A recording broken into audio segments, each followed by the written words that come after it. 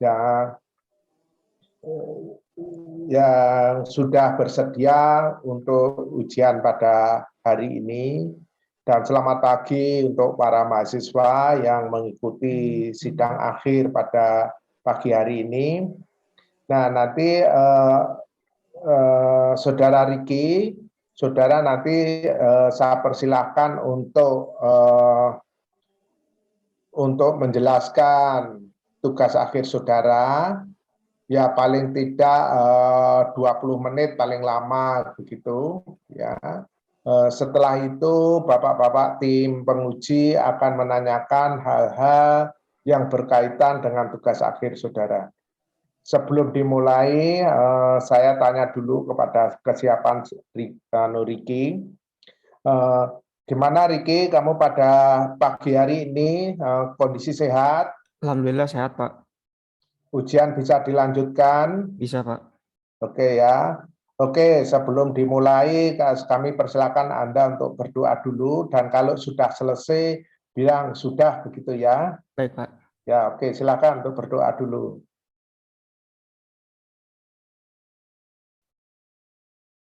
Baik, Pak. Sudah, Pak. Sudah, oke. Terima kasih kalau Anda sudah berdoa. Jadi kita lanjutkan acara ujian tugas akhir ini.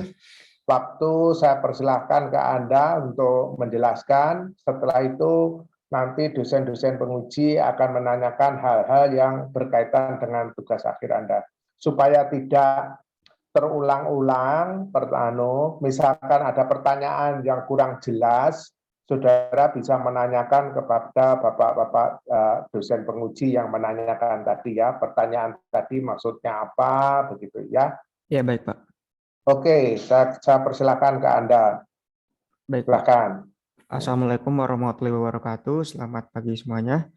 Yang saya hormati Bapak Jatmiko selaku dosen pembimbing dan saya hormati Pak Isbunyamin, Pak Bambang Sudarmata dan Pak Ari Baktir selaku dosen penguji yang telah menyempatkan waktunya untuk hadir di sidang tugas akhir saya pada pagi hari ini. Perkenalkan, nama saya Riki Rizkyandra dengan NRP 02174114. Saya akan mempresentasikan tugas akhir saya yang berjudul Studi Perancangan dan Simulasi Numerik Performansi Radiator Mobil Hybrid menggunakan nanofluida aluminium oksida. Latar belakang. Sebuah mobil memerlukan alat pendingin untuk mendinginkan mesin pendorongnya. Mendinginkan itu dengan cara menggunakan heat exchanger. Pada penelitian ini, mobil yang saya dinginkan adalah mobil hybrid buatan Molina ITS. Dan alat penggeraknya yang didinginkan adalah motor listrik. Jenis heat exchanger yang saya pakai yaitu berupa compact heat exchanger, di mana compact heat exchanger ini memiliki surface area density yang besar. Nah, compact heat exchanger ini biasanya dikenal dengan nama radiator, dan radiator ini akan saya simulasikan performansinya menggunakan simulasi CFD, di mana salah satu yang mempengaruhi performansi radiatornya itu adalah fluida kerjanya. Untuk radiator yang konvensional, fluida kerjanya itu berupa air, namun belakangan ini ilmuwan telah meneliti terdapat pengaruh nanopartikel ketika dicampur dengan air, atau nanti yang biasa disebut dengan nanofluida, di mana nanofluida itu akan meningkatkan thermal conductivity liquidnya dan menurunkan specific heat-nya. Tujuan tugas akhir saya yang pertama untuk mendapatkan desain compact heat exchanger yang sesuai untuk pendinginan mobil hybrid Molina ITS. Kedua, untuk mengevaluasi penggunaan nanofluida sebagai fluida kerja pada heat exchanger. Ketiga, untuk mengetahui variasi kecepatan udara dan mass fraction nanopartikel terhadap temperatur keluaran air. Keempat, untuk mengetahui kemampuan disipasi panas dari compact heat exchanger yang direncanakan. Kelima, untuk mengetahui pengaruh mass fraction nanopartikel terhadap pressure drop nanofluida menggunakan ANSYS fluid untuk menentukan daya pompa sirkulasi fluida pendingin. Batasan masalahnya untuk penelitian saya yang pertama adalah geometri, dimensi ruangan yang tersedia, dan material compact heat exchanger telah ditentukan. Yang kedua, coolant yang digunakan berupa air dan nanofluida. Ketiga, sistem berjalan pada keadaan steady state. Keempat, perpindahan panas terjadi pada core heat exchanger. Kelima, tidak ada fouling. Keenam, properti fluida konstan. Ketujuh, kecepatan fluida udara berupa kecepatan rata-rata mobil dan bernilai konstan. 8, temperatur masuk air dan udara bernilai konstan. 9, perpindahan panas secara radiasi diabaikan karena bekerja pada temperatur yang cukup rendah. Lalu selanjutnya untuk mendukung penelitian saya membaca penelitian terdahulu. Ini penelitian terdahulu yang pertama oleh Guller yang berjudul Simulation of Thermal Characteristic of Radiators Using a Porous Model, dengan tujuan untuk mengetahui karakteristik thermal radiator menggunakan simplifikasi geometri radiator menjadi poros medium. Pertama-tama si peneliti membuat model 1 unit Kelvin lalu disimulasikan. Nanti hasil simulasinya ini berupa grafik pressure drop versus velocity. Nanti dibuat kurvanya berupa polinomial order 2, di mana kurva ini digunakan untuk mengetahui 2 parameter, yaitu inertial coefficient dan viscous coefficient. Nantinya kedua parameter tersebut akan digunakan untuk memodelkan fluida udaranya, yaitu berupa porous zone atau porous media, di mana si porous media itu berada di core heat exchanger-nya. Lalu setelah itu disimulasikan, didapatkan hasil seperti pada gambar sebelah kanan. Penelitian ini saya manfaatkan sebagai metodologi untuk mensimulasikan radiator secara utuh. Lalu ada penelitian terdahulu yang kedua oleh Taswif dan Hasan yang berjudul CFD-based Comparative Performance Analysis of Different Nanofluids Used in Automobile Radiators, dengan tujuan untuk mengetahui pengaruh berbagai macam jenis nanopartikel dan volume fraction nanopartikel terhadap temperatur keluaran air dan laju perpindahan panas. Pertama-tama, peneliti menyiapkan geometri radiatornya. Lalu dari geometri radiator ini dibuat kontrol volume fluida udara dan fluida airnya, lalu dibuat meshing seperti pada gambar kanan. Selanjutnya akan disimulasi dan didapatkan hasil berupa laju perpindahan panas seperti yang tertera pada tabel berikut. Peneliti menggunakan 4 jenis nanopartikel: aluminium oksida, titanium oksida, silikon oksida, dan zinc oksida, di mana didapatkan penambahan laju perpindahan panas itu terbesar itu pada zinc oksida, lalu yang kedua disusul oleh aluminium oksida yang bernilai sampai 19,35% penambahan laju perpindahan panas. Lalu peneliti juga membuat grafik temperatur terhadap jarak tubnya. Untuk penurunan temperatur terbesar itu terjadi pada zinc oksida, lalu yang kedua disusul oleh aluminium oksida. Hal ini dapat dilihat bahwa ketika diberi nanopartikel, temperatur keluaran air itu dapat semakin rendah. Lalu yang ketiga, penelitian oleh Fahid Delafari dan Syed Hasan dengan judul CFD Simulation of Heat Transfer Enhancement of Aluminum Oxide Water and Aluminum Oxide Ethylene Glycol Nanofluids in a Car Radiator, dengan tujuan untuk mengetahui pengaruh penambahan nanopartikel aluminium oksida pada cairan pendingin radiator, yaitu air dan ethylene glycol, terhadap Nusselt number dan koefisien konveksi. Pada penelitian dilakukan oleh mereka ini terdapat batasan masalahnya, yaitu simulasi CFD-nya ini hanya dilakukan pada sisi fluida yang panasnya saja, yaitu sisi air dan ethylene glycolnya. Si peneliti membuat kontrol volume dan boundary condition seperti yang tertera pada layar. Dia hanya mensimulasikan tubnya aja, dan tubnya ini mengalir fluida panasnya saja. Lalu si peneliti ini menggunakan 2 model, yaitu yang single phase, artinya si base liquidnya, si airnya ini menggunakan thermophysical properties dari nanofluidsnya. Dan yang kedua itu model yang kedua namanya two phase atau multi phase, di mana si peneliti mensimulasikan air dan solid partikel si aluminium oksidanya. Lalu didapatkan hasil berupa Nusselt number yang berbeda, di mana yang menggunakan multiphase ini nilai Nusselt number lebih besar. Untuk lebih jelasnya, peneliti membuat perbandingan antara two phase dan single phase dan membandingkan dengan eksperimental data, di mana menurut penelitian ini hasil model simulasi yang menggunakan two phase itu lebih mendekati dengan hasil eksperimental data. Lalu untuk penelitian saya ini, saya akan menggunakan single phase dengan alasan sebagai berikut. Saya mensimulasikan penelitian saya ini menggunakan software ANSYS Fluent. Pada ANSYS Fluent ini,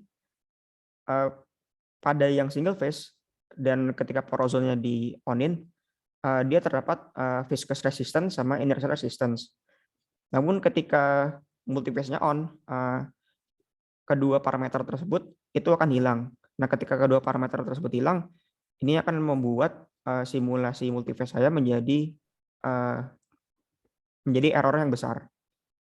Jadi selama penelitian ini saya menggunakan yang single phase, di mana nanti base liquidnya ini propertinya saya ganti menggunakan properti nanofluida.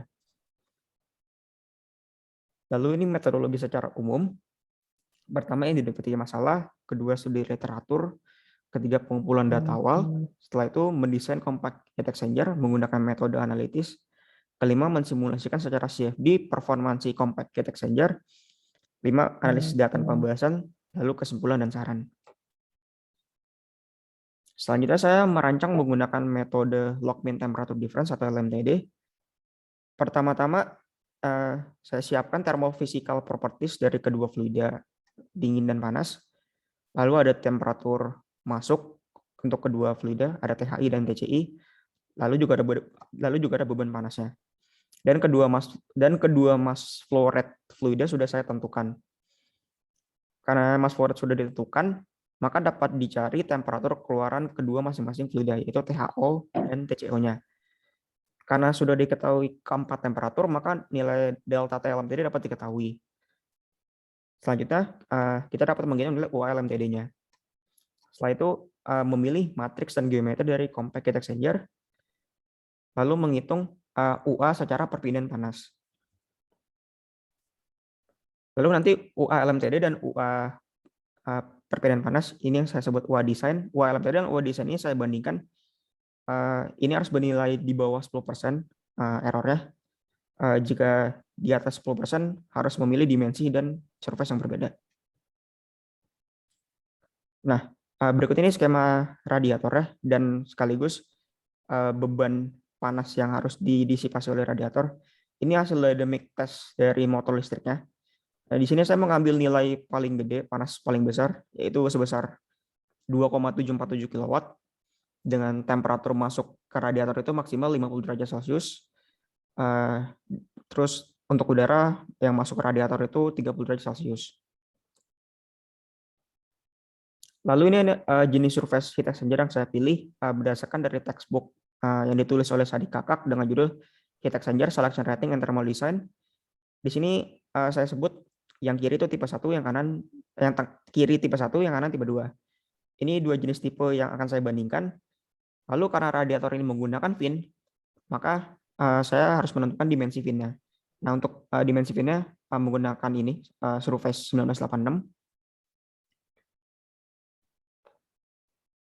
Lalu ini hasil desainnya. Untuk yang tipe 1 didapatkan nilai persentase error itu, UA error itu 6,11%, dan tipe 2 ini persentase error itu 1,46%. Karena yang tipe 2 ini lebih kecil errornya, maka tipe 2 yang akan saya pilih dan akan saya simulasikan di ANSYS Fluent. Berikut adalah properti yang akan dimasukkan ke dalam simulasi. Ini saya dapat dari textbook Incropera untuk properti udara dan airnya. Selanjutnya ini adalah sebuah rumus untuk menghitung thermal conductivity dari nanofluidanya. Ini saya ambil dari textbook yang sama, yaitu dari penulis Sadik Kakak. Selanjutnya, untuk density dan specific heat viscosity, persamaannya saya dapat juga dari buku yang sama, seperti tertera pada layar. Lalu dirangkum, lalu hasil perhitungan properti fluida sebagai berikut, di mana dengan bertambahnya mass fraction, maka nilai density-nya akan bertambah. Nanti ini bisa dilihat bahwa ini akan mempengaruhi pressure drop, specific heat akan menurun, ini akan mempengaruhi distribusi temperatur, lalu thermal conductivity ini akan meningkat, ini akan mempengaruhi nilai UA-nya. Nah, berikut adalah metodologi simulasi CFD untuk 1 unit cell fin. Ini adalah geometri dan mesh-nya. Untuk mesh-nya, untuk fin ini, mesh yang saya gunakan berupa mesh hexahedral. Lalu untuk settingan simulasi fin-nya, bekerja secara steady state, dan fin ini turbulent, dengan model turbulent menggunakan K epsilon realizable, dengan boundary condition berupa velocity inlet dan pressure outlet. Lalu untuk solution metodenya menggunakan metode simple dengan diskritisasi, yaitu second order semua untuk meningkatkan akurasi. Lalu nih untuk mengambil hasil simulasinya, nanti dari simulasi ini akan kita dapat berupa inertial coefficient dan viscous coefficient yang akan dimasukkan ke poros media untuk mensimulasikan radiator secara utuh. Lalu untuk metodologi simulasi safety radiator, ini adalah geometri the mesh-nya.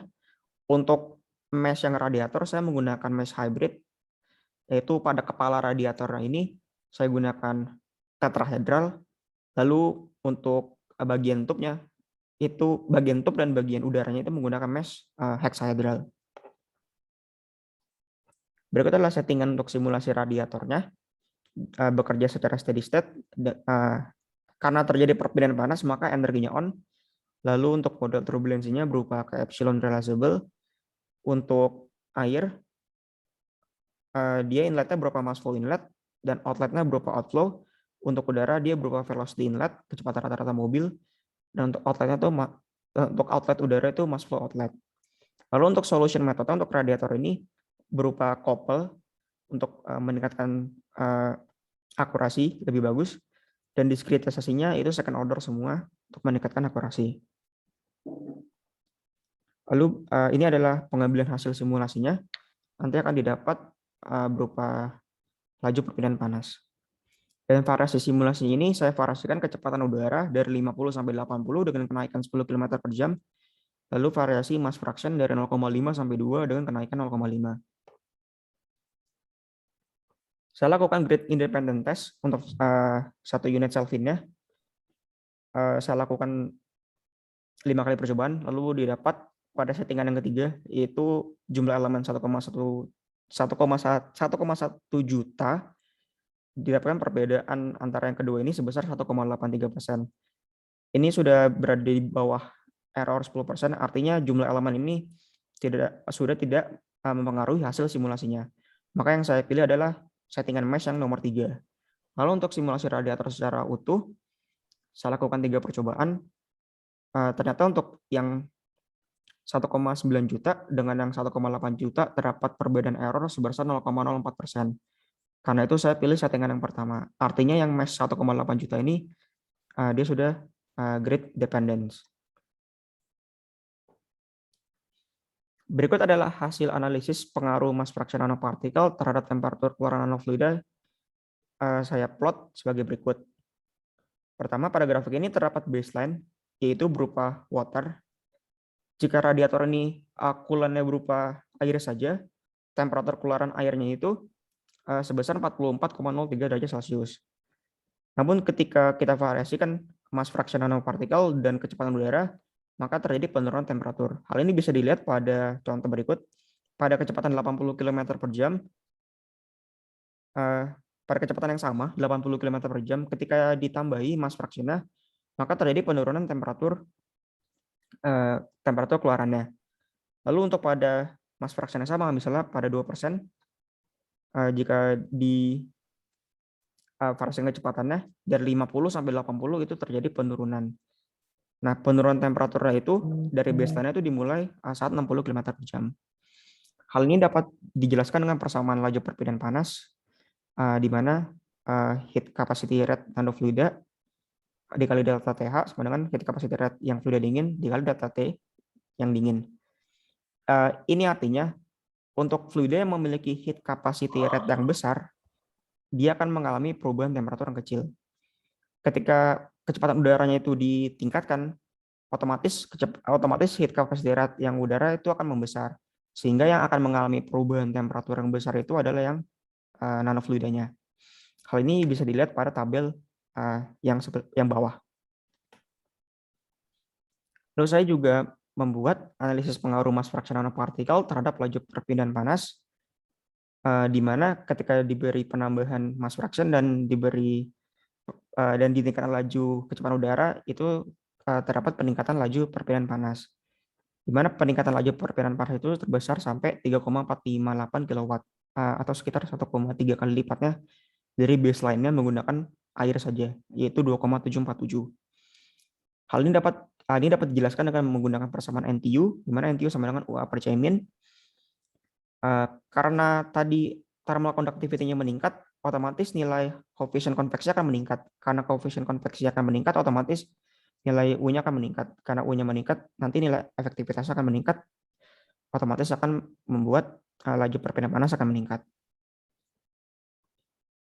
Lalu berikut adalah hasil simulasi CFD berupa distribusi temperatur dengan ini saya tampilkan perwakilan dua saja berupa volume rendering pada kecepatan udara 60 dan 80. Lalu saya prop bagian outletnya. Untuk yang 60 km per jam dia temperatur keluarnya 316,7 Kelvin dan 80 km per jam 315,59 Kelvin. Lalu saya juga mengeplot grafik temperatur dari atas tube sampai bawah tube. Saya ambil tube yang tengah, berarti dari 0Z sampai ke bawah, ngeplot sepanjang sumbu Z, didapatkan hasil sebagai berikut. Contohnya pada gambar pojok kiri atas, yaitu pada mass fraction yang sama 0,5%, ketika ditingkatkan kecepatan udaranya, maka nanti bisa dilihat bahwa keluaran temperaturnya itu akan semakin rendah. Lalu berikut adalah hasil simulasi CFD berupa pressure drop. Saya bandingkan nilai minimum dan maksimum. Minimum terjadi pada mass fraction 0,5% dan maksimum terjadi pada mass fraction 2%. Pada mass fraction 0,5% jika di prop pada bagian outletnya, dia pressure dropnya 729. Dia nilai pressure 729. Kalau yang ini 782. Lalu saya juga ngeplot dari atas tube sampai bawah tube. Ini dari 0,5% sampai 2%. Bisa dilihat bahwa semakin meningkatnya mass fraction-nya, otomatis nilai pressure drop-nya akan semakin meningkat. Atau saya rangkum pada tabel berikut. Hal ini bisa dijelaskan dengan persamaan pressure drop. Karena nanofluida ini meningkat, karena nanopartikel ini dapat menyebabkan peningkatan density-nya, dan pada persamaan pressure drop terdapat density. Jika density meningkat, otomatis pressure drop akan semakin meningkat. Berikut adalah hasil simulasi CFD dengan perhitungan analitisnya. Ini adalah perbandingan errornya. Untuk semua error ini masih di batas yang diizinkan, yaitu 10%. Lalu kesimpulan, untuk spesifik dimensi radiator sebagai berikut yang saya rangkum tabel sebelah kanan. Lalu yang kedua, semakin besar kecepatan udara dan semakin besar mass fraction nanopartikel, maka temperatur keluaran air akan semakin rendah. Hal ini bisa dilihat bahwa untuk temperatur keluaran air secara desain itu 42,78, lalu secara simulasi itu 42,56 derajat Celcius pada kecepatan udara 80 km per jam dan mass fraction 2%. Dan untuk laju perpindahan panas juga sama, semakin tinggi mass fraction dan semakin tinggi kecepatan udara, dia akan semakin besar laju perpindahan panasnya. Hal ini bisa dilihat bahwa pada perhitungan analitis nilainya itu 3,458 kW, pada simulasi itu 3,55 kW. Lalu semakin tinggi mass fraction nanopartikel, maka pressure drop-nya akan semakin besar. Pressure drop terbesar itu terjadi pada mass fraction nanopartikel sebesar 2% dengan nilai 583,671 Pascal. Sekian dan terima kasih. Saya kembalikan ke Pak Jatmiko selaku moderator. Oke. Saya pakai ini dulu.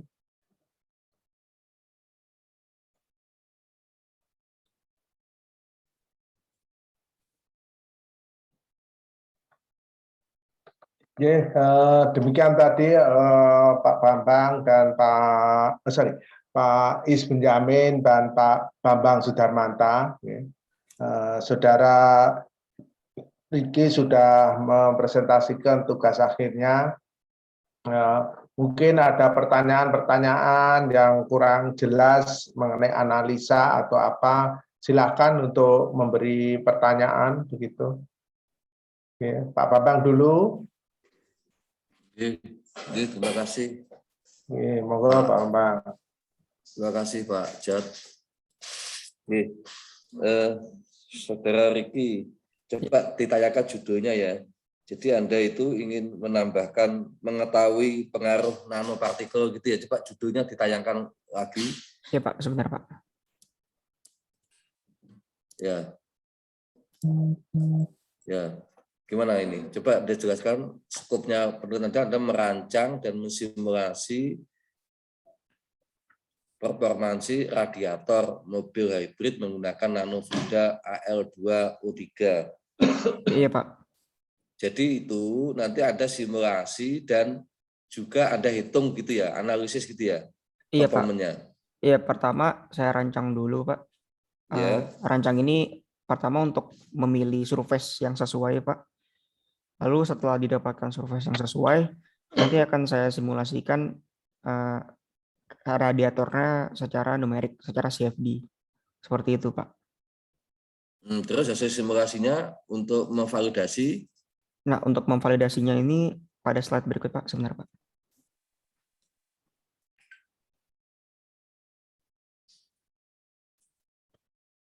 Ini, Pak, untuk memvalidasi hasil simulasi saya bandingkan dengan perhitungan analitisnya, Pak. Ini saya tampilkan persentase errornya untuk temperatur keluaran, THO, dan persentase error laju perpindahan panas, Pak. Ya, ya. Coba Anda tunjukkan itu posisi radiatornya pada kendaraan seperti apa? Ada benda? Tadi kayaknya ada. Ya. Posisinya itu, sebentar, Pak, Nah, artinya itu nanti udaranya itu di depan sini, dengan Pak. Di depan sini, Pak. di depan situ, terus udara pendinginannya dari depan itu. Iya, Pak, mengalir ke belakang. Nggak ada ductnya itu ya. Enggak ada, Pak. Jadi Anda ngitungnya nggak ada ductnya. Terus kemudian udaranya mendinginkan, terus kemudian kemana? Nggak ada gambarmu radiator udara, arahnya udara dari mana ke mana itu nggak ada. Kalau untuk aliran udaranya itu tidak saya gambarkan, Pak, karena saya fokusnya ke si nanofluidanya, Pak. Jadi Ya, mungkin kamu gambarkan walaupun tidak digambar, tapi kan punya sketnya itu tadi loh, yang radiator, terus ada fin-nya tadi loh. oh ya, Pak. Nah, coba dari situ dijelaskan udaranya, misalkan mobilnya bergerak kemana, ke depan, begitu. Seperti ini, Pak. Saya gambarkan saja, Pak. Seperti ini, Pak. Ini maaf, warnanya. Ini, Pak. Ini udaranya ke sini. Udara masuk. Ini inletnya. Nanti keluar. Begini, Pak. Itu udara pendinginnya. Terus Udara, yang ya, Pak. airnya, yang air yang ada nanonya itu masuknya dari atas dia. Iya, Pak, dari atas ke ini water in, water out, Pak. Seperti itu, Pak.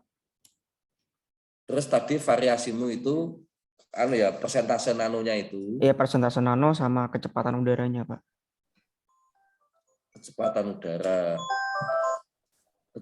udara itu terus yang Anda ukur nanti. Yang saya lihat itu temperatur keluaran airnya, Pak, sama laju perpindahan panas, Pak. Temperatur keluaran air sama laju perpindahan panas. Ya. Laju perpindahan panasnya kami hitung dari mana? Dari persamaan M dot Cp delta T, Pak. Termo ya dia. Jadi sama termo. Iya, Pak. M dot Cp delta T. M dot Cp delta T-nya air itu ya? Iya, Pak.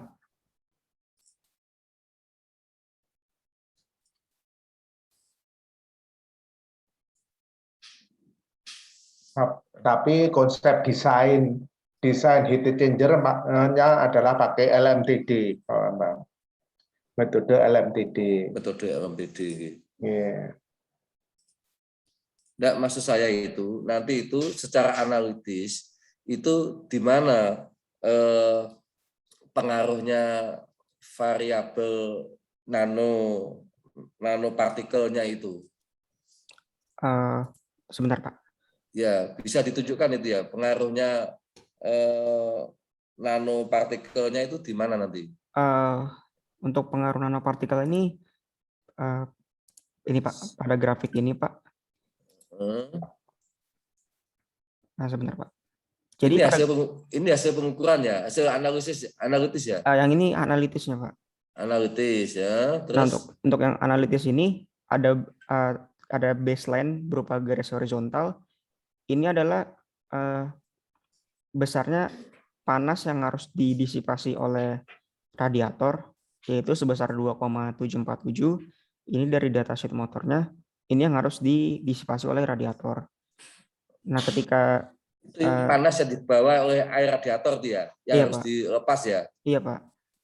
Terus, nah, ketika diberi nanopartikel dan divariasikan mass fraction-nya dan juga ditingkatkan kecepatan udaranya, ternyata si radiator ini dapat mendisipasikan panas itu lebih baik, Pak.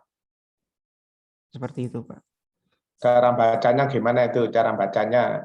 Cara bacanya ini, Pak, misalnya Pak, pada kecepatan yang 50 km per jam, ternyata pada kecepatan 50 km per jam, Sumbu vertikalnya itu apa? Sumbu vertikalnya, G-nya. sumber vertikal Y ini adalah laju perpindahan panas, satuannya kilowatt, lalu yang horizontal ini mass fraction nanopartikel, lalu di sini ada garis solid line, ini adalah kecepatan udaranya, lalu untuk cara bacanya, pertama untuk yang 50 km per jam yang solid line warna biru, ketika ditingkatkan mass fraction-nya, dia belum bisa mendisipasikan panas sebesar 2,747 kW. Nah, ketika ditingkatkan 10 km per jam, yaitu menjadi 60 km per jam, yang solid line warna oranye, ternyata pada mass fraction 0,5%, dia dapat mendisipasikan panas 2,897 kW, di mana 2,897 kW ini itu sudah melewati nilai baseline-nya. Seperti itu, Pak. Nah, artinya itu, kalau saya baca gambarmu ini, sebetulnya nanopartikel, konsentrasi nanopartikel itu relatif tidak memberikan pengaruh yang signifikan terhadap perpindahan panasnya. Begitu apa tidak? Untuk laju perpindahan panas itu, iya sih Pak, kalau dibilang tidak terlalu signifikan, iya, karena dia ini paling mentok itu naik 1,1 kali lipat sampai 1,3 kali lipat begitu, Pak. 1,1, ya naik cuma 1% itu. Iya Pak. Iya, jadi 1%. Baik itu pada kecepatan, ya semua kecepatan udara itu ya, baik itu pada 50 km, 60, 70, 80, dia itu kan relatif datar saja ya, Iya, Pak. Iya, Pak. Heat transfernya. Iya, Jadi Pak. itu kenapa kok begitu? Artinya itu sebetulnya yang memberikan pengaruh yang signifikan ya kecepatan udaranya ini. Iya, Pak. Ya, sehingga nanti kesimpulannya menurut saya ya tadi itu cuma 1% saja, kecil sekali ya penambahan partikel nanonya. Iya, Pak. Ya, ini dari sisi perpindahan panasnya. Belum nanti kalau perpindahan panasnya naiknya kecil ya, jadi cuma 1%. Terus iya. kalau dari pressure drop-nya gimana? Naik apa turun? Untuk pressure drop-nya, penambahan partikel nano ini. Ini Pak, ini tabel yang bawah ini Pak, pressure drop-nya. Itu dia semakin naik Pak. Jadi semakin tinggi mass fraction, dia akan semakin meningkat pressure drop-nya. Itu dikontribusi oleh parameter apa ya? Pressure drop-nya naik itu yang menyebabkan naik propertiesnya apa? Propertiesnya mana persamaannya pressure drop? Ini Pak, persamaan pressure drop ini 4 kali friction factor, length panjang tube dibagi diameter hidrolis, karena ini flat tube, dikali setengah rho V kuadrat. Karena kecepatannya konstan di tube-nya, dan ketika diberi nanopartikel sesuai persamaan yang tadi saya presentasikan, nilai density base liquidnya itu akan meningkat. Ini saya rangkum jadi ini Pak, dari untuk air itu nilainya 988, lalu ketika diberi 0,5% dia naik jadi 1000. Nah, artinya itu yang memberikan pengaruh di densitasnya ini ya. Iya, Kalau Pak, di yang lainnya density. kan sama atau ini? Iya, Pak. Parameter lainnya kan relatif Iya, sama. density-nya, Pak. Sehingga yang membedakan apa itu konsentrasi nanopartikelnya itu di densitasnya ini. Iya, Pak. Ya, nah, artinya itu nanti Anda harus di kesimpulannya harus perhatikan bahwa dari sisi kemampuan menaikkan perpindahan panasnya itu kecil, tetapi dia juga berkontribusi menaikkan ini. Kalau di persentase berapa persen ini? Besar atau tidak ini? Persentase kenaikan pressure drop-nya. Sebentar, Pak. Untuk kalau dari 0,5% ke 1% itu terjadi peningkatan 4,46%, Pak. Dari sini ke sini. Lebih besar ya. Nah, artinya itu mestinya nanti Anda bandingkannya tetap dengan air ya. Iya, Pak. Baik itu yang pressure drop maupun yang kemampuan disipasi, disipasi panas. Nanti bandingannya dengan yang udah air. Jadi nanti Iya, Pak. kenaikannya seperti apa. Sehingga nanti ya kalau memang hasilnya kurang baik ya nanti disebutkan ternyata penambahan ini disipasi panasnya itu sekian persen, di sisi lain dia pressure drop-nya naik sekian persen ya. Baik, gitu Pak. Ya. Terus kemudian satu lagi ya. Iya, Pak. Pak, gambarmu yang tadi yang disipasi panas tadi itu yang suhu yang grafiknya, Pak. Ya, grafik tadi. Ini Pak grafiknya, Pak. Ya, kalau Anda baca grafik seperti ini, itu sebetulnya ya kalau itu yang terbaik yang mana ini dari sisi radiator ini? Yang terbaik, Pak. Kalau Anda punya grafik seperti ini tuh Anda cenderung milih yang mana ini? Oh, yang baik itu yang 50K atau 60 atau 70 atau 80? Yang terbaik itu kalau dilihat dari angkanya sih yang 80, Pak. Paling atas. 80. Iya, akibatnya apa nanti kalau Anda pilih yang 80? Akibatnya mobilnya harus cepat melajunya, Pak. Ya, mobilnya harus cepat. Terus dari sisi suhunya mesin, suhunya mobil gimana? Kalau dari sisi suhunya akan semakin rendah, Pak. Bagus apa tidak itu? Kalau semakin rendah, bagus, Pak. Kan temperatur yang keluar radiator kan semakin rendah, Pak. Enggak, maksudnya Pak Bambang bukan gitu. Kan kalau motor tadi kamu jalankan yang misalkan dengan kecepatan 40, kecepatan 50.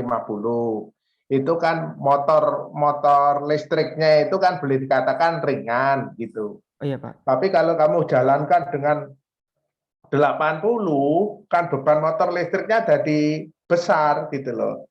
Apa ya tetap 2, berapa yang disipasi? 2,7 gitu loh. Oh iya, 2,7 ini pas dukur pas pada posisi apa ini? Pada kecepatan berapa? 2,7 gitu. Desainnya itu di mana? Kalau 2,7 itu kalau dari datanya, Pak, dia nggak ngukur kecepatan berapa, cuman RPM aja, Pak, RPM motornya, Pak. Nah, RPM motor ya oke lah, misalkan RPM motor di 3.400, Pak. 3.400. Nah, kalau kecepatannya makin banter kan berarti RPM motornya kan harus lebih kencang kan untuk mutar rodanya itu kan. Iya, Pak. Anggaplah gimana ini, misalkan dibagi kecepatan 50 sekian, kalau kecepatannya 80 misalkan linier, berarti nanti hampir dua kalinya loh deh, misalkan begitu, misalkan. Iya, berarti heat dissipation-nya sekolah jadi 2 kali, apa ya tetap. Kalau tadi kan kamu ngukurnya tadi yang balik lagi ke atas, balik lagi ke grafikmu tadi, iya, grafik. Bentar, Pak. Ini Pak grafiknya, Pak. Nah, ini kan kamu asumsinya pas waktu kecepatan 80 iya kan? Iya, Pak. Kamu motornya ya tetap aja 2,749 ini, gitu kan? Asumsimu. Iya, Pak. Nah, itu. Ya, mungkin itu Pak Bambang Karya, karena bagus sarannya Pak Bambang. Jadi ini asumsinya kecepatannya dinaikkan itu panas yang dibuang, heat transfer rate menggunakan air saja itu pada kecepatan tadi, pada RPM tertentu. Jadi kalau RPM-nya dinaikkan ya motornya itu diasumsikan masih dayanya itu panas yang dibuang kan lebih ya dianggap konstan.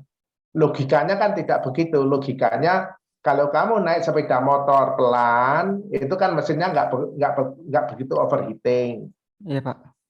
Kalau motornya kamu gas agak kenceng, kan mesinnya bisa lebih panas kan gitu. Iya, Pak. Ya kan? Memang lebih panas, tapi kan motor kan radiatornya juga pembuangannya juga lebih baik, jadi anggaplah konstan kan begitu. Jadi Iya, Pak. artinya itu heat dissipation-nya itu lebih banyak, tetapi temperatur masuknya itu tetap aja dianggap ya kayak radiator mobil itu. Oke. Ya, mestinya itu begini ini ya. Jadi ini kimu ini disipasi panasnya ini juga fungsi RPM atau fungsi kecepatan. Oke, betul. Ya, Iya, jadi Pak. seperti apa gambarnya? Maksud saya itu justru begini, Ricky. Artinya kalau dia itu butuhnya itu 2,7 ya pendinginannya. Iya, Terus Pak. kemudian kamu dinginkan dengan kemampuan pendinginan yang misalkan 3.000 atau butuhnya kan 2,7 ya. Terus Iya, kamu Pak. dinginkan dengan di atas itu, misalkan di atas 3.000 seperti yang warna kuning itu ya, Iya, Pak. terlalu besar itu menyebabkan nanti suhunya jadi terlalu dingin, suhu mesinnya atau suhu motornya. Nah, kalau suhu motornya terlalu dingin itu secara performance apakah itu baik? Ya, Oh, iya, Pak. ya jadi kalau dia itu bekerjanya nanti di bawah kondisi operasionalnya, itu apakah baik nanti dampaknya? Em, kalau setahu saya, Pak, motor listrik itu ada ini, Pak, ada eh, operating temperatur. Jadi temperaturnya ini dapat mengaruhi kinerjanya. Iya, Pak, ada pengaruhnya, Ya, Pak. ada interval kondisi operasi. Iya, Pak. Ya itu yang diperhatikan, artinya kalau nanti terlalu dingin ya dia nanti juga tidak bisa optimal nanti performanya dari motornya sendiri. Iya, Pak. Ya, jadi ini sebetulnya bukan mendinginkan ya, tetapi lebih tepatnya itu mengkondisikan pada suhu operasional daripada motor itu. Iya, Pak. Terlalu dingin jika tidak baik, terlalu panas juga tidak baik. Nah, sehingga nanti fungsinya ini radiator ini sebetulnya mengkondisikan suhu operasinya itu pada interval suhu operasi motor tersebut. Iya, Pak. Ya, gitu ya, sehingga ini kalau ada nanti karena ini terkait dengan apa itu perubahan operasi kecepatan ya itu ada apa tidak, bisa atau tidak itu gambarnya ini Q-nya itu divariasikan terhadap kecepatannya. Ya, sehingga nanti itu yang dipilih nanti yang lebih berimpit ya, berimpit atau masuk di interval kondisi operasionalnya itu pada semua kecepatan yang dipilih, semua kecepatan yang divariasikan. Mungkin begitu ya, Ricky. Itu akan lebih nanti lebih mendekati kondisi real di lapangan. Oh, iya, Pak. Atau Ricky nanti bisa cari itu ke teman desain itu motor hibrid itu RPM terhadap heat dissipation-nya. Kalau motor itu saya RPM-nya saya naikkan, berapa sih panas motor yang dikeluarkan gitu? Kalau Ada data nggak? RPM-nya saya naikkan. Tadi kan kamu pada RPM, oh lah ini aja. Ini kan kamu sudah punya RPM, ini kan relatif terhadap RPM, heat loss ini loh. iya Pak, kalau yang Nah, data Excel yang saya tampilkan ini dari websitenya langsung Pak. nah Maju. oke. Berarti kita membuat ekstrapolasi coba. Ini kan ini nanti grafiknya seperti apa, ya Iya Pak, kan? iya Pak. Kalau misalkan itu nanti 80 itu kecepatannya itu dengan RPM berapa gitu loh. Oh, Ada nggak? Ini misalkan kalau ini RPM dengan kecepatan nggak ada. kalau RPM dan kecepatan tidak ada Pak. RPM dengan kecepatan nggak ada. Betul. Nah ini kalau RPM dengan kecepatan nggak ada, tapi kalau RPM dengan heat loss ada ya. Iya Pak. RPM dengan kecepatan itu dianggap linear gitu gimana ya? Karena ya tergantung kan sama dengan ini, tergantung dari Drivetrain ya Pak. trustnya itu.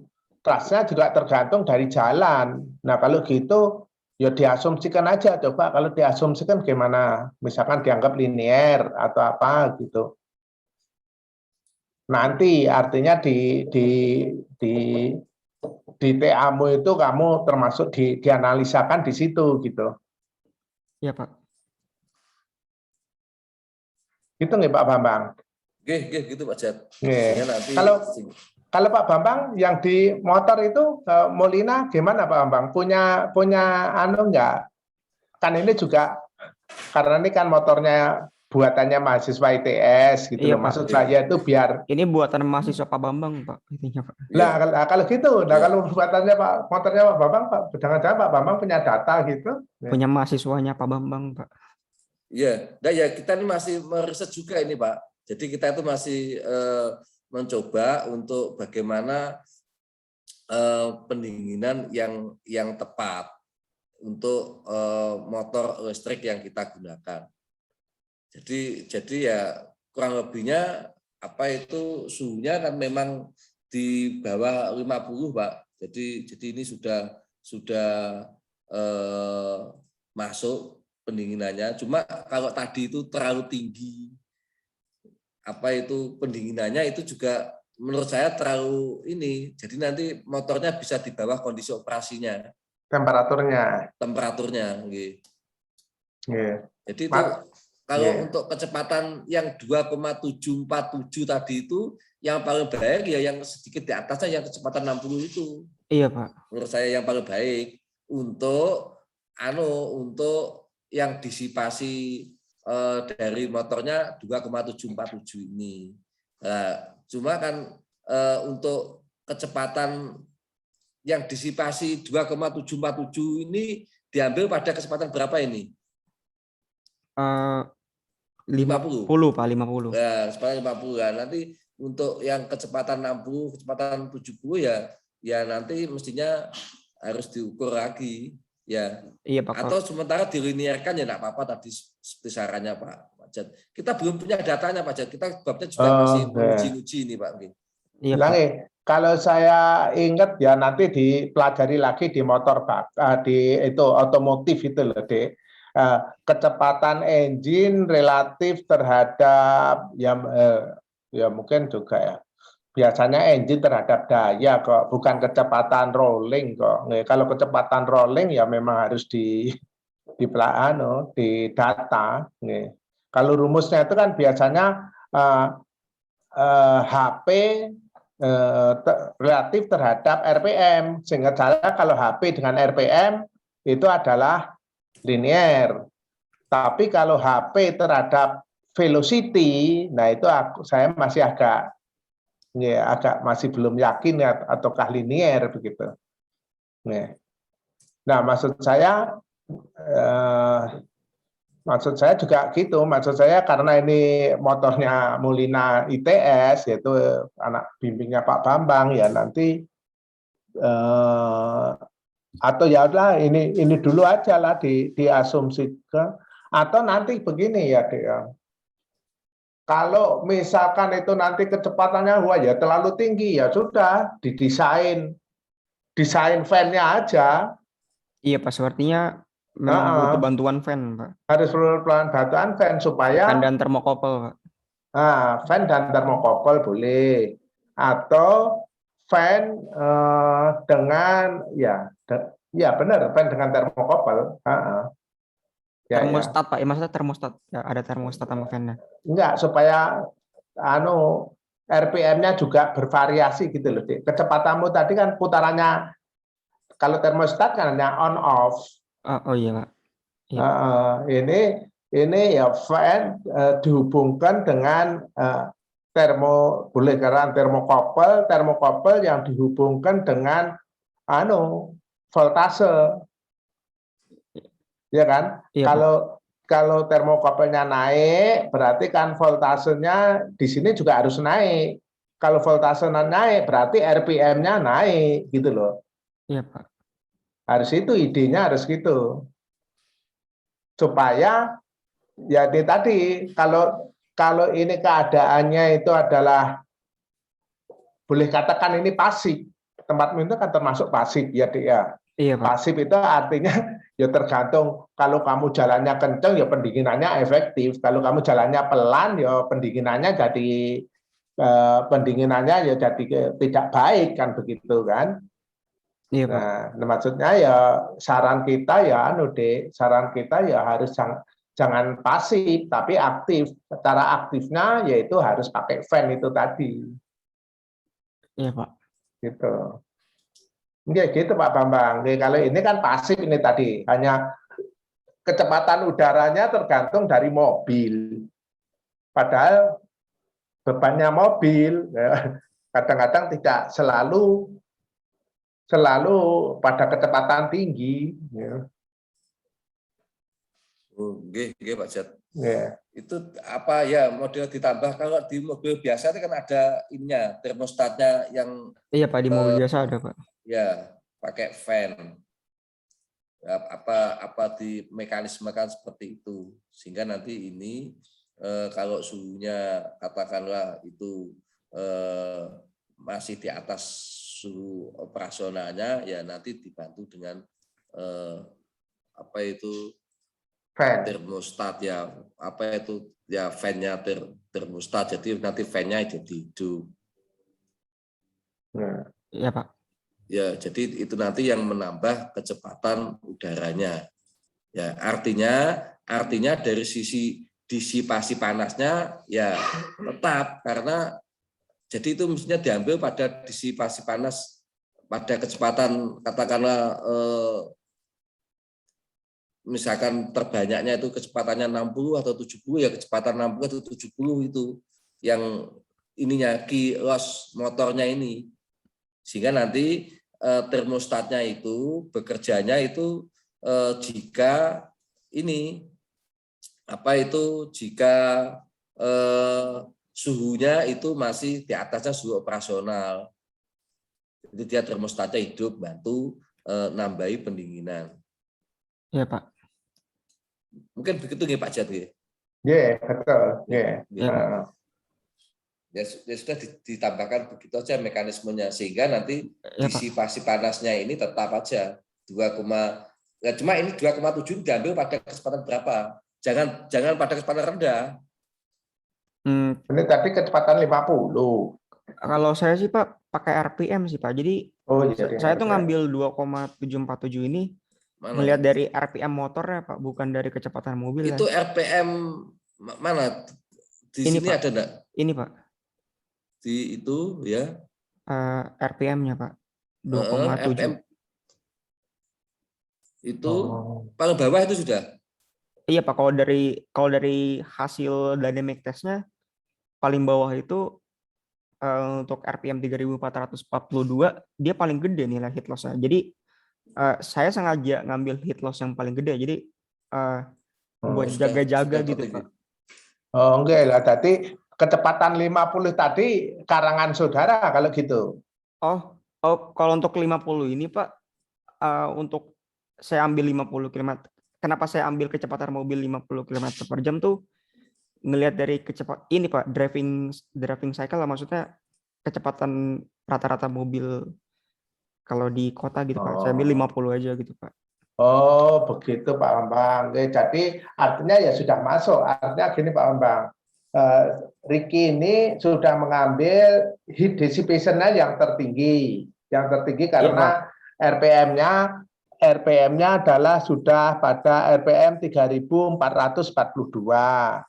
Heat Iya, Pak. dissipation-nya itu adalah 2,747. Iya, Pak. Tetapi memang data yang belum tahu adalah kecepatan mobil. Tapi saudara Ricky itu sudah mengambil kecepatan mobilnya itu yang paling rendah. Paling rendah itu artinya misalkan bukan paling rendah, artinya yang pada umum begitu. Pada umum di perkotaan, sekitar perkotaan gitu, Pak. Misalkan jalan-jalan di kota kecepatan 50 itu kan sudah paling umum kan gitu. Iya, jadi Pak. Artinya Ricky ini tidak ada hubungannya daya dengan kecepatan kan gitu. Iya Pak. Ya kan? Ya, saya tuh cuma ada hubungannya dayanya itu pokoknya heat dissipation-nya sekian, tapi kalau mobil itu jalan 50 km per jam, itu heat exchanger saya itu cukup, gitu kan? Iya Pak. Ya, tetapi pertanyaannya kan belum tahu tuh, jangan-jangan nanti dayamu juga, kalau dayamu tinggi, kecepatannya lebih tinggi, heat exchanger-mu malah lebih baik kan gitu kan. Dayanya misalkan kan ini sudah maksimum ini. Iya Pak. Ya, dayamu jangan-jangan putaran 3442 ini sudah mungkin dia yang di optimum di situ. Nah, iya Pak. Ya gini aja lah, nanti kamu diskusi lagi lah sama teman mahasiswanya Pak Bambang itu. Mengenai ini. Oke, tak kira sudah terbesar ini disipasi panasnya. Oh, sudah terbesar. Dan kecepatannya dia sudah memilih kecepatan kecepatan kota. Artinya kalau kecepatannya makin tinggi itu heat exchanger-nya itu mampu, karena pendinginannya lebih efektif. Dengan catatan dayanya heat dissipation-nya ini sudah paling besar begitu. Iya Pak. Tapi prakteknya ya harus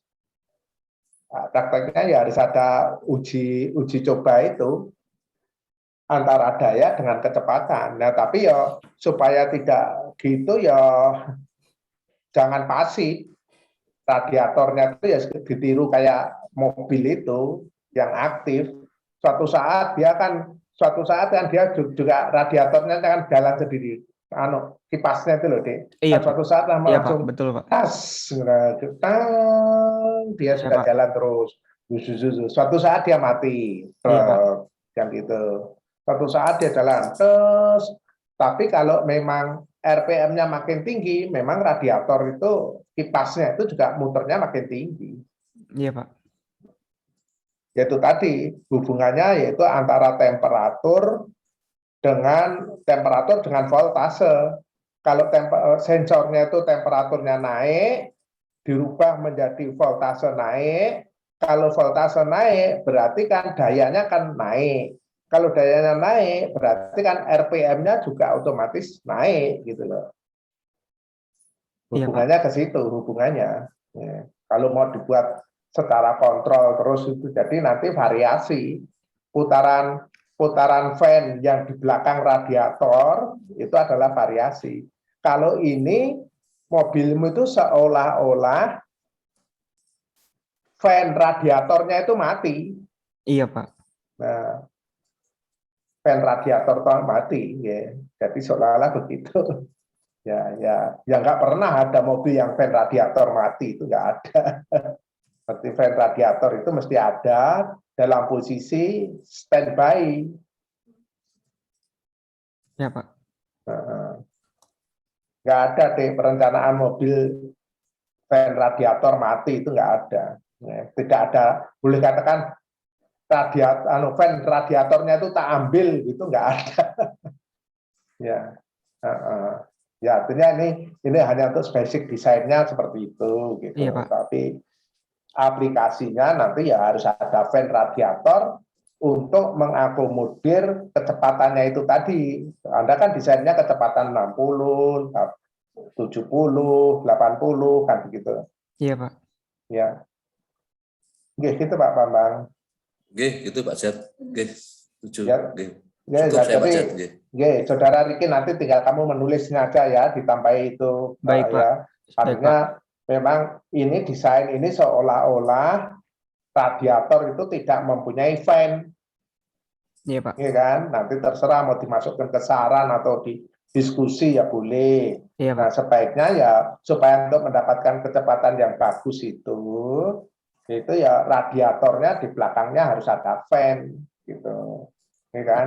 Iya, Pak. Fan-nya itu boleh dikatakan fan exhaust, jadi menarik seolah-olah jadi bukan draft tapi menarik searah dengan mobilnya jalan ke depan ya exhaust-nya harus menarik kan begitu.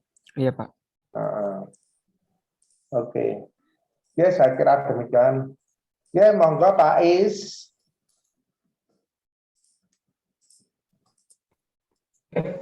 Baik Pak Jat, terima kasih. Saudara Riki ya? Iya, Pak. Riki Rizkyandra. Iya, Pak.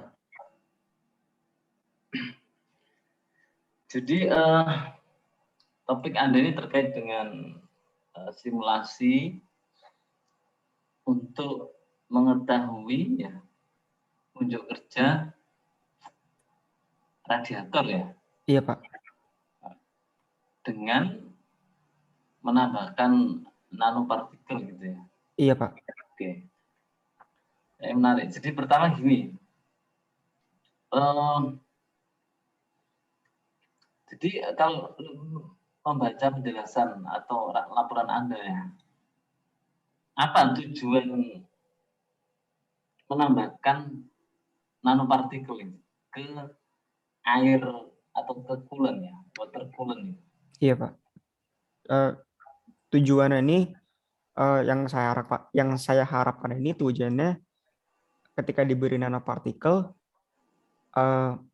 maka nanti temperatur keluarannya itu bakal lebih rendah, Pak. Jadi kayak tadi misalnya ketika menggunakan, sebelum ke lompat ke sana, jadi apa pengaruhnya ya, penambahan iya, Pak. nanopartikel itu ke water coolant itu sendiri? Pengaruhnya nanopartikel ke water coolant ini dia dapat merubah thermophysical property-nya, Pak. Properti bedanya merubah. Contohnya sebentar, Pak. Contohnya saya tunjukkan.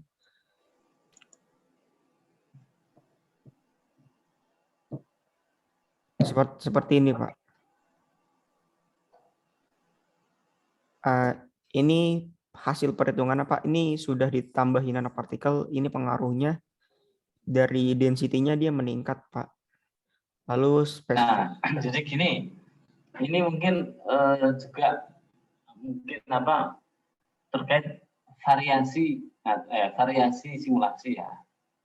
Ya, Pak. Kalau Anda bandingkan ya, jadi kan ini mestinya dibandingkan dengan water coolant tanpa nanopartikel ya. Iya, Pak. Paling nggak di tabel ini ya, kita mau di tabel ini. Sehingga Anda nanti bisa jelaskan ke audiens bahwa dengan penambahan nanopartikel sekian persen in term of mass fraction itu ya. Iya, Pak. Nanti berubah sekian. Tapi pembandingnya ada di sini. Misalkan ya mass fraction 0%. Oh, iya, Pak. Yang perlu nanti ada tambahkan itu di laporan. Baik, Pak. Saya akan tambahkan, Pak. Ya, di kolom sebelum 0,5 itu seolah-olah kayak bis lainnya. Water Iya, murni, water 0% gitu kan. Iya, Pak. Mass fraction 0% berarti water murni. Jadi kita baca tabelnya itu bisa langsung lihat, oh iya naiknya sekian. Iya, Pak. Untung kalau kamu dikasih persentage penambahan gitu. Nanti di kolom 5 itu ditambahi presentasi penambahan. Iya, Pak. Oke, monggo Pak. Oke. Nah, ini kemudian nih terkait dengan variasi ya. Tadi waktu mendengarkan penjelasan Anda, lihat slide-nya itu, untuk variasi dengan water coolant inisial ya, atau mass fraction 0% itu dilakukan enggak? Simulasinya, Pak. Iya, Pak, saya lakukan, Pak. Dilakukan ya? Iya, Pak, saya lakukan. Nah, ini di abstrak mestinya nanti perlu ditulis. Jadi variasi mass fraction nanopartikel itu sebesar 0%, 0,5, bla bla bla. Soalnya kalau kita baca katakanlah abstrak Anda ini ya, tadi saya bayangkan kalau dari abstrak ya, Iya, Pak. yang murni water coolant atau air murni itu berarti tidak disimulasikan ya. Ternyata Anda simulasikan ya. Kalau saya disimulasikan, Pak, itu kan grid dependent test itu water murni, Pak. Yang grid dependent test ini, Pak, ini itu nanti. Jadi di abstrak paling enggak nanti perlu Anda laporkan ya. Baik, Pak. Artinya gini, Anda kan sudah melakukan. Iya, Pak. Cuman belum ditulis atau dilaporkan. Dimasukkan di abstrak. Oh iya, Pak. Baik, Pak. Jadi itu yang nanti perlu ditambahkan. Iya, Pak. Nah, di abstrak itu Anda disebutkan gini. Jadi dengan nanofluida itu atau nanopartikel atau nanopartikel ditambahkan ke fluida itu menjadi nanofluida, kira-kira gitu ya? Iya, Pak. Oke, itu akan meningkatkan conductivity dan menurunkan specific heat, Pak. Nah, heat capacity atau specific heat ya, menurunkan panas jenis. Iya, Pak, panas jenis. Coba kembali ke tabel tadi, coba. Baik, Pak.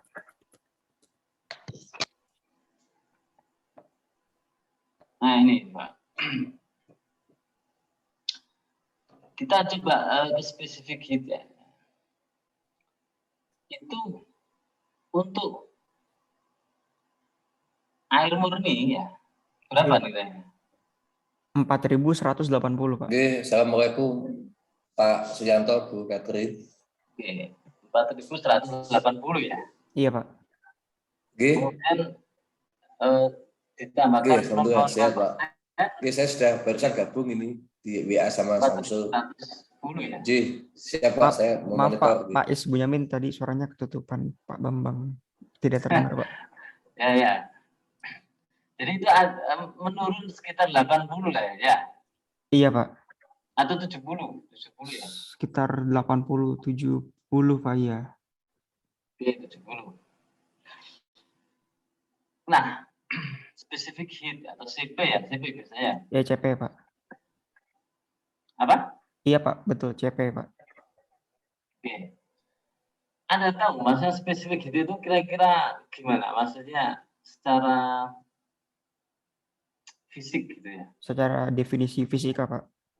Nah, definisinya kira-kira kalau Anda menjelaskan itu gimana?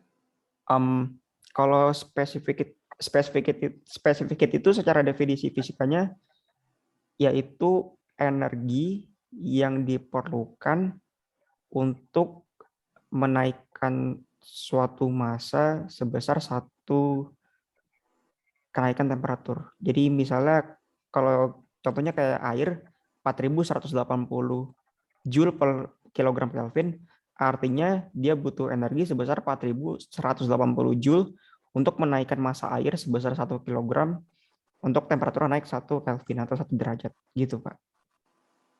Itu specific heat ya? Iya, Pak. Oke.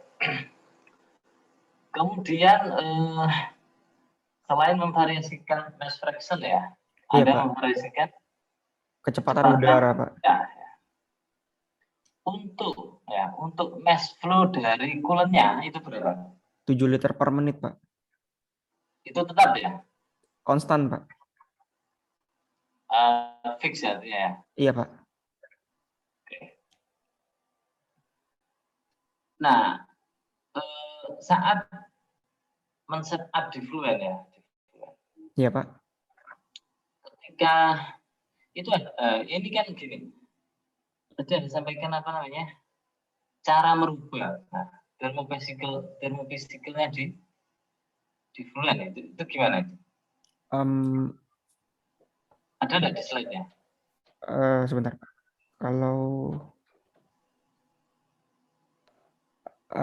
Kalau di slide-nya sih saya jujur tidak menyiapkan, Pak, tapi saya bisa nunjukin di sini, Pak, di slide yang ini, Pak, caranya, Pak. Jadi, Pak, ini saya gambarkan pakai pen.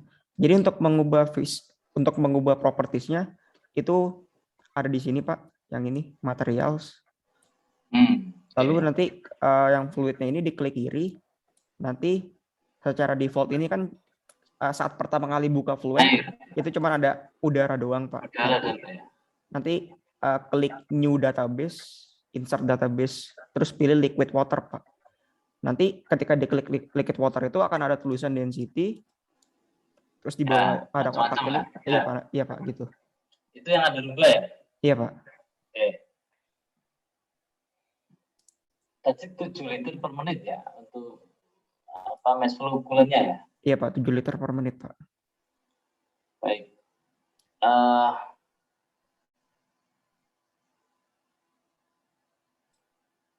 Oke.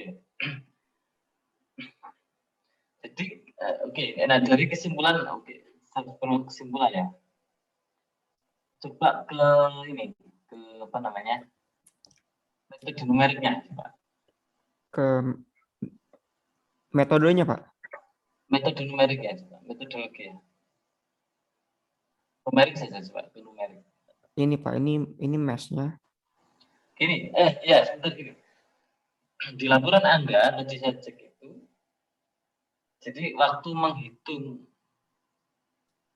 perubahan termofisikal atau CP lah, CP atau spesifik itu dari nanofluid ya. Iya, Pak. Itu Anda menggunakan persamaan empiris itu ya. Iya, Pak, menghitungnya pakai persamaan empiris, Pak. Nah, itu persamaan dari mana? Ini, Pak, persamaannya ini dari buku ini, Pak. Dari textbook, Pak. Oke. Dari kakak. Density nanofluid, oke. P di situ apa? P itu berarti apa? Partikel gitu ya, nanopartikelnya ya? Yang mana, Pak? P ini, Pak? Bukan, ada density, kemudian lowercase p. Oh, n lowercase n ini nanofluid, Pak. NF ini nanofluid. Bukan, p. P. Oh, P itu partikel, Pak. Oh iya, Pak.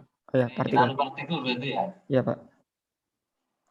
F-nya berarti untuk airnya ya? F-nya untuk air, betul, Pak. Baik. Nah, balik ke tadi metode numeriknya coba. Baik, Pak. Oke, di sini ada ini ya, ada simulasi single cell, ya, 1 unit sel, kemudian iya, Pak. 1 unit radiator yang utuh gitu ya. Iya, Pak. Nah, untuk single cell ini kenapa Anda gambarkan apa tuh? Alasan saya mensimulasikan 1 unit cell fan ini untuk mendapatkan 2 parameter, Pak. 2 parameter poros zone yang di Fluent, Pak. Yang di Fluent itu ada 2 parameter poros zone, yaitu inertial coefficient dan viscous coefficient, Pak. Untuk mendapatkan kedua parameter tersebut. Sesuai penelitian terdahulu yang saya rujuk, Pak. Gitu. Oke. Nah, ini terkait tebal fin, lebar fin, segala macam ini data dari mana? Ini dari 3D modeling, Pak. Saya gambar, Pak. Dari bukan. Maksudnya tebal fin sekian. Oh, angkanya, Pak. Geometrinya dari mana? Dari sini, Pak. Dari pakai buku ini, Pak. Sama pakai buku. Artinya sudah standar buku HE gitu ya? Iya, Pak, standar, Pak. Untuk panjangnya itu, Panjang fin-nya. panjang tube-nya atau fin-nya itu, maksudnya panjang vertikal, rata-rata vertikalnya.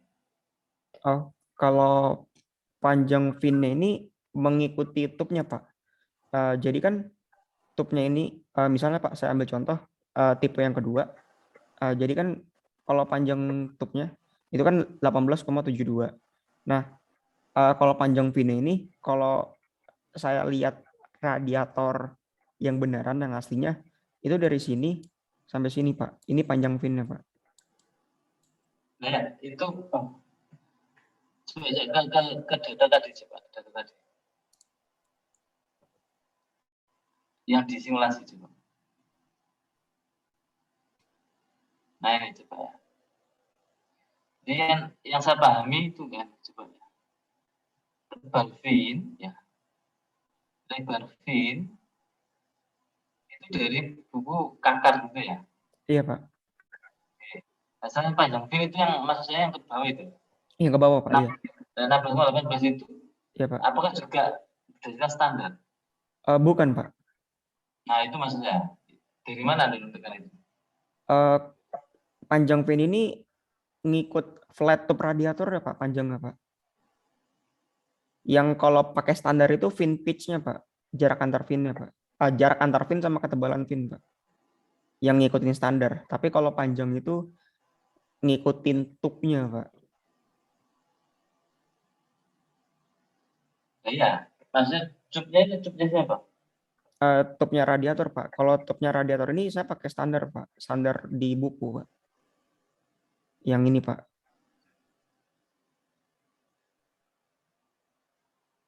Bukan mengikuti space yang tersedia di mobil. Bukan, Pak. Bukan ya? Bukan, Pak. Oke. Nah, balik lagi ke sana coba. Oke. Setelah Anda mendapatkan tadi ya, dua koefisien tadi ya. Iya, Pak. Terus untuk simulasi yang untuk full scale-nya gimana?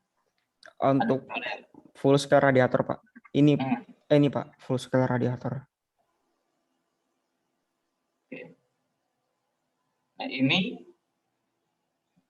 radiatornya Anda gambarkan sebagai poros media ya? Iya, betul, Pak. Kalau misalkan Anda ditanya gini, kenapa nggak digambar seperti tadi ada single unit cell, kemudian tinggal ngalikan berapa jumlahnya.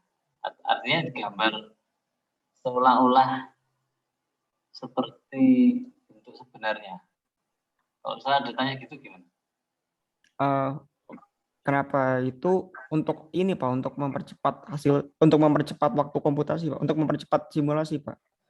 Ternyata ketika pakai poros media, waktunya semakin singkat dan hasilnya itu juga errornya tuh tidak jauh, Pak. Begitu, Pak, alasan saya. Ada alasan lain enggak? Oh, ada, Pak. Alasan lain itu kenapa pakai poros medium membuat counterfoil-nya lebih mudah, Pak. Jadi kalau Anda gambar seperti bentuk sebenarnya ya, coba balik ke yang slide sebelum ini. Lagi itu. Nah, ini itu jumlah V-nya berapa itu?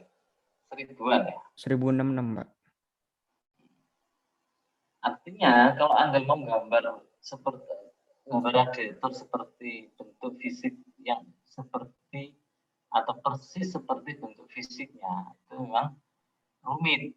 Iya, Pak. Rumit. Jadi karena rumit itu kemudian dimodelkan. Jadi alasan pertama itu bukan untuk mempermudah, enggak. Bukan biar cepat komputasinya, enggak. Jadi kalau alasan itu ya nanti bisa disanggah ya. Sekarang ini kan hardware ya, komputer itu udah advance gitu ya. Jadi komputer artinya sudah powerful. Gitu. Jadi kebutuhan untuk menghitung itu atau permintaan untuk menghitung cepat itu sebenarnya bisa di cover. Iya, Pak. Lah. Tapi untuk gambar itu yang menjadi masalah. Jadi itu alasan utamanya di situ. Iya, Pak.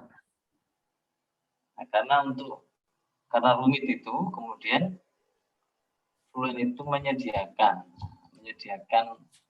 menu untuk mewakili HI yang kompleks rumit itu dianggap sebagai sebuah poros media. Iya, Pak. Jadi Anda tinggal gambar kotak, didefinisikan parameter yang diminta. Seperti tadi ada Iya, Pak. inersia macam-macam. Oke. Coba balik ke yang tadi ke full skill-nya. Ini, Pak. Oke. Oke. Sebenarnya jobnya ada 20 ya. Ini salah, maaf Pak. Ini sebelum revisi Pak. Ini 5 harusnya Pak. 5. Iya Pak, maaf Pak. 5 Pak. Ini belum saya ganti sebenarnya Pak. Berarti 7 liter per menit coolant itu. Iya Pak. Bagi ke 5 itu ya. Iya Pak. Totalnya 7 liter per menit dibagi 5. Oke. Terus coba tadi ada istilah grid independency itu gimana?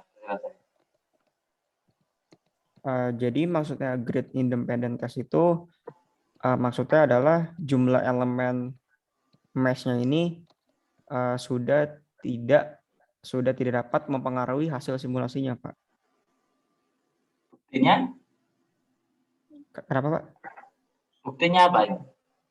Buktinya bisa dilihat ini, Pak. Misalnya saya ambil contoh untuk simulasi 1 unit Kelvin. Pada settingan pertama, grid jumlah elemen 690.000 dan jumlah elemen yang 1 juta, dia terdapat perbedaan pressure drop-nya itu sebesar 16,22%, Pak. Mungkin grafik itu lebih enak kalau ada 7. Ini, Pak. Artinya dia singkatnya dia konvergen gitu, Pak. Bukan konvergen. Jadi nilainya kan sudah tidak beda jauh. Iya, Pak, nilai sudah tidak. Iya, Pak, betul. Antara grid yang katakanlah yang rapat dengan yang kurang rapat kan gitu ya. Iya, Pak. Nah, untuk 1 unit sel itu Anda putuskan menggunakan yang mana? Nambah elemennya itu. Yang ketiga, Pak, 1,1 juta, Pak. Oke. Untuk yang radiator, gimana radiator? Yang radiator saya pakai 1,8 juta, Pak. Yang paling kasar ya sebenarnya? Iya, Pak, istilah paling kasar, Pak. Nah, misalnya gini, ada ditanya, tapi kalau di grafik itu kelihatannya beda jauh gitu. Gimana penjelasannya? Iya, memang secara visual memang beda jauh, tapi kalau dihitung matematisnya errornya kecil banget, Pak. 0,04, Pak. Ya, tapi di grafik kok kelihatan besar, lebar atau jauh. Itu kenapa? Sepertinya skala ininya, Pak. Skala Semboye-nya, Pak. Skalanya ya? Iya, Pak, skalanya, Pak. Baik. Kemudian di kesimpulan Anda itu yang paling baik gitu ya, itu pada kecepatan mobil paling tinggi ya 80 ya. Iya, Pak. Kemudian mass fraction dari nanopartikelnya 2% ya. Iya, Pak. Ini kondisi maksimum ya, kecepatan maksimum, mass fraction maksimum ya. Iya, Pak. Cuma berakibat pada apa itu? Kenapa, Pak? Kerugiannya apa kerugiannya? Kalau kerugiannya Pak untuk yang mass fraction ini dia pressure drop-nya Pak ikut maksimum juga Pak. Kira-kira dengan adanya pressure drop itu nanti pengaruh di mana kalau dalam sebuah sistem? Ke pompanya Pak. Ke pompanya Pak. Pompa apa? Pompa airnya Pak. Coolant, pompa coolant-nya Pak. Berapa itu pressure drop-nya? Berapa persen itu? Tadi itu saya hitung ya? naik 4%, 5% Pak naiknya. Oke. Ya enggak terlalu ini. Tapi kenaikannya tadi cuma 1% ya, kenaikan untuk kondisi yang paling maksimum itu ya? Iya Pak, sekitar iya Pak, iya. Oke. Terakhir lagi. Iya Pak. Untuk satu kali simulasi butuh berapa menit Anda? Butuh berapa jam? Kalau radiator ya? Kalau nggak salah sekitar 7 jam Pak. 7 jam Pak ingat saya. 6 sampai kalau 1 unit sel itu sebentar Pak. Kalau pakai komputer lab itu sekitar 5 menit kalau nggak salah Pak. 5 menit. Sekitar 5 menit Pak.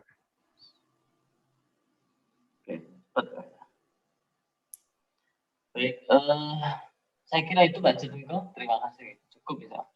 Oke, terima kasih Pak Is. Pak Bambang, ada pertanyaan lagi? Oke, cukup Pak Jat. Sudah banyak tadi Pak Is nambahi. Oke, gitu nggih. Matur nuwun. Saudara Ricky, Ya, Pak. saya kira ujiannya sudah cukup. Saya persilakan Anda untuk menutupnya. Kemudian kami akan rapat untuk menentukan hasil akhirnya. Baik Pak. Baik, terima kasih banyak atas waktunya Pak Jatmiko selaku dosen pembimbing, Pak Bambang Sudarmanta dan Pak Is Bunyamin. Terima kasih atas kritik dan sarannya selaku dosen penguji. Kurang lebihnya mohon maaf. Saya tutup. Wassalamualaikum warahmatullahi wabarakatuh. Waalaikumsalam warahmatullahi wabarakatuh. Oke, ini gimana Pak Bambang sama Pak Is? Kita rapatkan dulu atau nanti barengan? Kita bertiga dulu aja, nggih? Oke, Pak. Iya, Pak Jat. Gitu. Nanti Pak Bambang sama Pak Ari Baktiar sama Pak Prabowo sama Pak Bambang Arif kan mungkin dia juga rapat untuk S2 nanti, terus nanti balik lagi untuk Pak Bambang sama Pak Is untuk merapatkan yang S1 yang Farhan tadi. Oke. Ya, jadi kalau gitu kami persilakan Saudara Ricky keluar dulu, teman-temannya keluar dulu. Baik, Pak. Atau saya dipindah ke Mbak Nina, saya pindah ruangan dulu. Enak gimana ya? Kayaknya lebih baik saya yang keluar saja Pak. Ya, kamu keluar, nanti kalau sudah aku telepon ya. Baik Pak. Ya, kamu lihat pegang HP-nya, nanti kalau sudah selesai aku paling ya 10 menit paling lama. Baik Pak, siap Pak. Ya, Pak, saya izin keluar Pak. Ya, oke.